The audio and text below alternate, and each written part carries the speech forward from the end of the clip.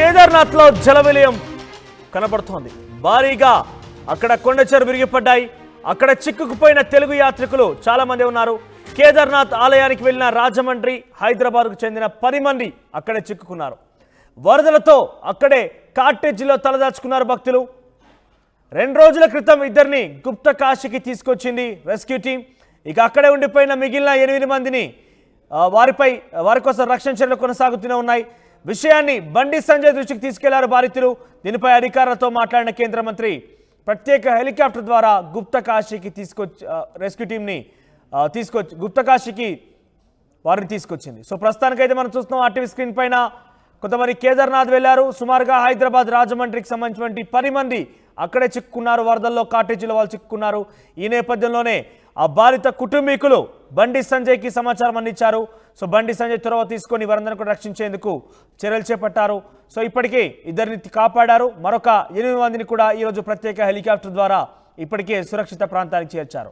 So Kedarnath ప్రతిసారి కూడా కొంత వరదల కారణంగా కకావికలమవుతూ ఉంటుంది. కేదార్నాథ్లో ఒక్కసారిగా వరదలు బీభత్సం సృష్టిస్తూ ఉంటాయి.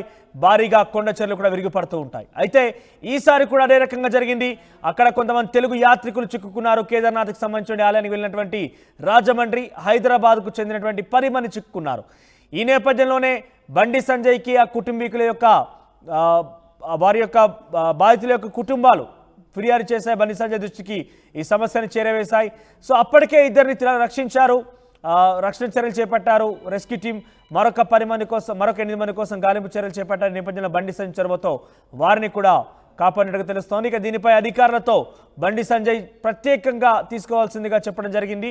ప్రత్యేక హెలికాప్టర్ ద్వారా గుప్త కాశీకి వారందరూ కూడా రెస్క్యూ టీం సిబ్బంది కాపాడుతూ బయటికి తీసుకొచ్చింది. సో బండి సంజయ్ చొరవ వల్లే వారంతా కూడా బయటపడేట్టుగా బాధితులు ఆయనకు సంతోషం వ్యక్తం చేస్తున్నారు, ఆయనకు ధన్యవాదాలు తెలుపుతున్నారు.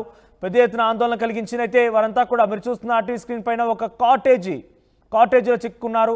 అంటే కేవలం అప్పటి వరకు టెంపరీగా ఏర్పాటు చేసినటువంటి చిన్న కాటేజ్లో వారంతా చిక్కుకున్నారు. వారందరినీ కూడా సురక్షితంగా ఆ కొండ చర్యలను బయటికి తోసేసి, ఆ బండరాలను బయటికి తీసేసి వారందరూ కూడా సురక్షితంగా కాపాడింది రెస్క్యూ టీం. సో ఇప్పటికే పెద్ద ఎత్తున కేదార్నాథ్లో ఆ వరదలు బీభత్సం సృష్టిస్తూనే ఉన్నాయి. కొండ చర్యలు విరిగిపడుతూనే ఉన్నాయి. ప్రజలు భయాందోళనకు గురవుతూనే ఉన్నారు. ఈ నేపథ్యంలోనే కొంతమంది తెలుగు యాత్రికులు చిక్కున్నారు. అక్కడ 10 మంది చిక్కున్న నేపథ్యంలో అప్పటికే ఇద్దరిని కాపాడారు. తర్వాత బండి సంజయ్ ప్రత్యేక చొరవతోని మిగిలినటువంటి వారు కాపాడు సురక్షిత ప్రాంతానికి తరలించారు. సో మీరు చూస్తున్నారు ఏ రకంగా కొండ చర్యలు విరిగిపడ్డాయనేది.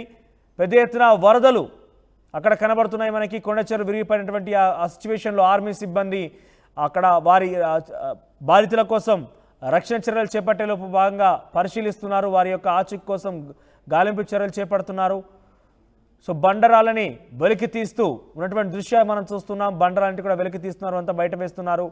సో చాలా మంది సిబ్బంది హెలికాప్టర్ ద్వారా సుమారుగా 10-15 మంది సిబ్బంది అక్కడ మనకు కనబడుతున్నారు. వారంతా కూడా అక్కడికి వెళ్ళి రక్షణ చర్యలు చేపట్టి అక్కడ ఉన్నటువంటి బాధితులందరూ కూడా వెలికి తీశారు. కొండ చర్యలు ఎక్కడికక్కడ విరిగిపడ్డాయి. భారీ వర్షాల కారణంగా కేదార్నాథ్లో వరదలతో పాటుగా కొండ చర్యలు విరిగిపడడం మనం చూసాం. సో కొండ చర్యలు విరిగిపడిన నేపథ్యం అందరూ కూడా ఏదో ఒక చోట తలదాచుకున్నారు. బిక్కుబిక్కుమంటూ రక్షణకు సహాయం కోసం ఎదురు చూశారు.